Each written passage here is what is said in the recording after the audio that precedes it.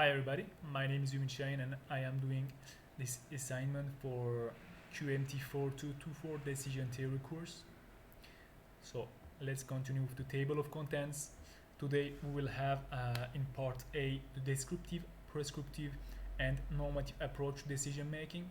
Then we will see the utility theory, risk perception of people, and in part C the expected utility theory, its pros and cons, and then finally in part D the prospect theory, pros and cons. Alright, so let's begin.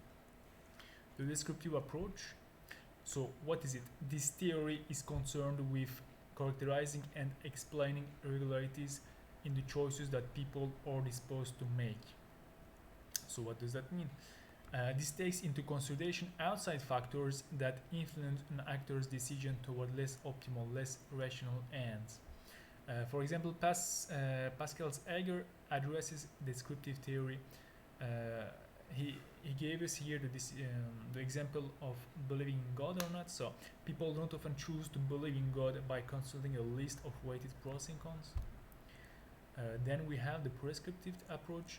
This theory says how people or things should function as opposed to how they actually do. Theory is used to guide future action. So let's give an example. Google's self-driving car Waymo is an example of prescriptive analytics in action. The vehicle makes millions of calculations on every trip that helps the car decide when and where to turn, whether to slow down or speed up, and when to change lanes. The same decisions a human driver makes behind the wheel. Let's continue with the normative approach. So what is the difference between normative theories and descriptive decision theory? The normative decision represents the most ideal decision for a given situation. Practical application of normative theory is thus aimed more at creating methodologies and software. By contrast, descriptive theory is more about what will occur in the situation, not what should. Let's continue with part B, utility theory, risk perception of people. It is a theory postulated in economics to explain behavior of individuals based on the premise people can consistently rank order their choices depending upon their preferences. So each individual will show different preferences, which appear to be hardwired within each individual. There are 5 types of utility actually. It is the from utility, task utility, time utility, place, and possession utility. Then we have the risk perception of people. Let's explain the risk perception of people.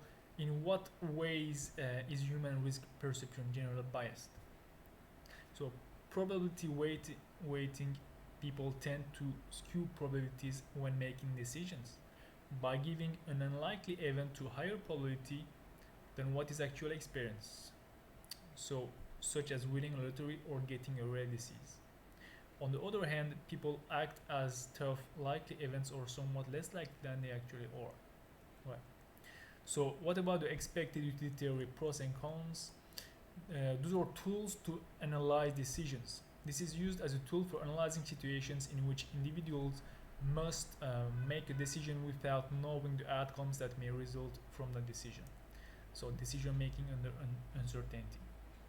This theory also notes that the utility of money does not necessarily equate to the total value of money, right? So how do you calculate expected utility theory? Well, simply this is calculated by using the same general formula used for expected value. Instead of multiplying probabilities and dollar amounts, you multiply probabilities and utility amounts. Pros and cons. So decision making under uncertainty.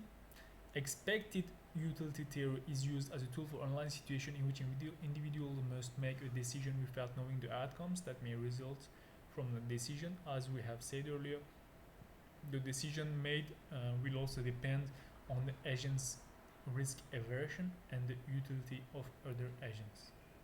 So let's give an example of cons to this theory.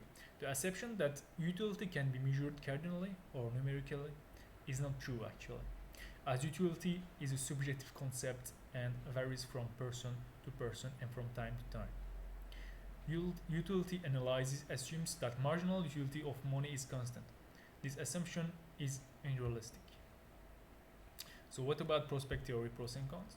So the prospect that investors value gain and losses differently, placing more weight on perceived gain versus perceived loss. An investor presented with a choice both equal will choose the one presented in terms of potential gains. Prospect theory is also known as the loss aversion theory. An important element of prospect theory is the idea that individuals are particularly averse to losing what they already have and less concerned to gain. Prospect theory can explain why people exhibit risk seeking and risk averse behavior. So here we have the sources, and thank you for listening. That was all for today. Have a nice day.